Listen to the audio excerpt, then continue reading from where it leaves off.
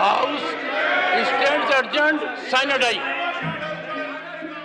इस बार संसद सत्र में इस तरह का सीन कई बार देखने को मिला।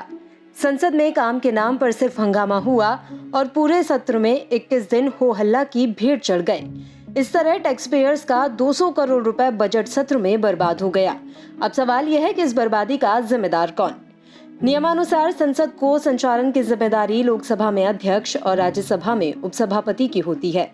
संसदीय कार्य मंत्री विपक्षी नेताओं के साथ तालमेल बिठाकर सदन चलाने का काम करते हैं, लेकिन इस बार ऐसा नहीं हो सका।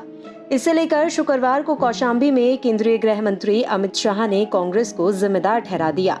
अमित शाह ने कहा कि राहुल की वजह से कांग्रेस के सांसदों ने संसद के वक्त की बलि चढ़ा दी। आजादी के इतिहास में कभी नहीं हुआ कि देश का बजट सत्र एक भी बैठक करे बगैर, चर्चा करे बगैर समाप्त। विपक्ष के नेताओं ने संसद तो चलने नहीं, कांग्रेस वाले काले कपड़े पहनकर पूरी संसद बंद कर। कानून का पालन करना हर नागरिक का धर्म होता है। आज मैं यहाँ आया हूं तब विपक्ष की भी बात करना चाहता हूं। कल ही संसद समाप्त हुई। आजादी के इतिहास में कभी नहीं हुआ कि देश का बजट सत्र एक भी बैठक करे बगैर, चर्चा करे बगैर समाप्त। विपक्ष के नेताओं ने संसद तो चलने नहीं। कारण क्या? राहुल गांधी को संसद पद से अयोग्य घोषित किया गया, उनको निकाला गया। दरअसल संसद का बजट सत्र 2 चरण में काम करता है। पहले चरण में राष्ट्रपति का अभिभाषण, बजट पेश और अभिभाषण पर चर्चा की जाती है। दूसरे चरण में बजट सत्र पर चर्चा होती है और फिर सरकार कुछ बिल पास कराती है। पहले फेज में संसद का बजट सत्र ठीक चला, लेकिन बाद में खूब हंगामा हुआ। विपक्ष अडानी मुद्दे पर सरकार को घेर रहा था। सरकार से जेपीसी बनाने की मांग करने लगा।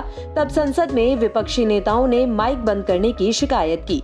इसी बीच मोदी सरनेम पर की गई टिप्पणी वाले केस में राहुल गांधी को कोर्ट ने सजा सुना दी। इससे उनकी सदस्यता चली गई।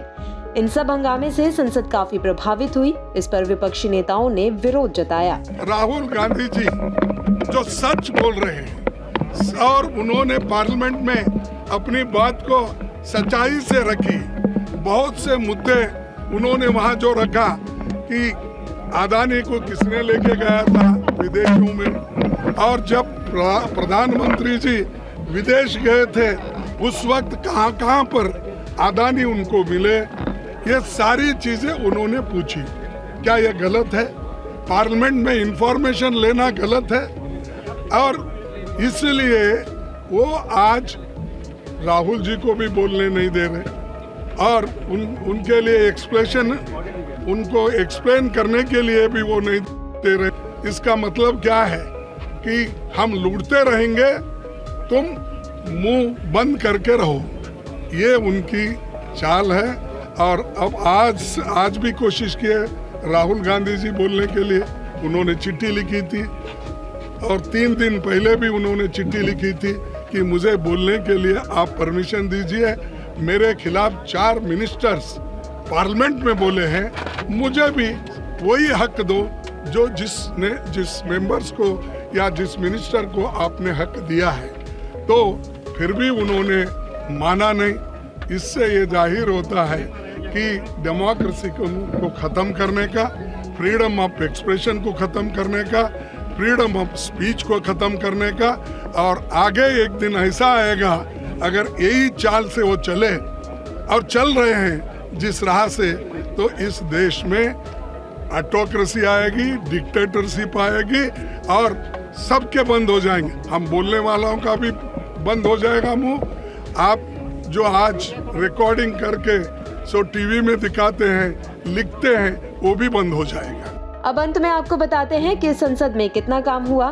संसद टीवी के मुताबिक बजट सत्र के दौरान लोकसभा के मुकाबले राज्यसभा में कम काम हुए।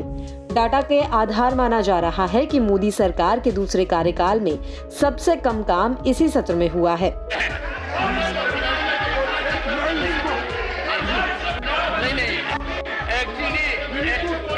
लोकसभा में लगभग 45 घंटे 15 मिनट और राज्यसभा ने करीब 31 घंटे काम किए।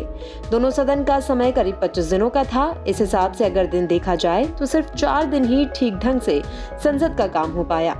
हंगामे की वजह से बजट सत्र में लोकसभा को 96 घंटे 13 मिनट और राज्यसभा को 103 घंटे 30 मिनट का नुकसान हुआ है।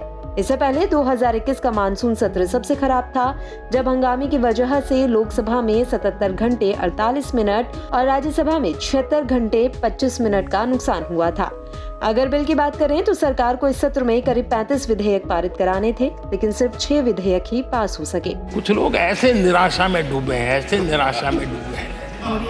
आगा पीछा देखकर क्यों होते गमगीन,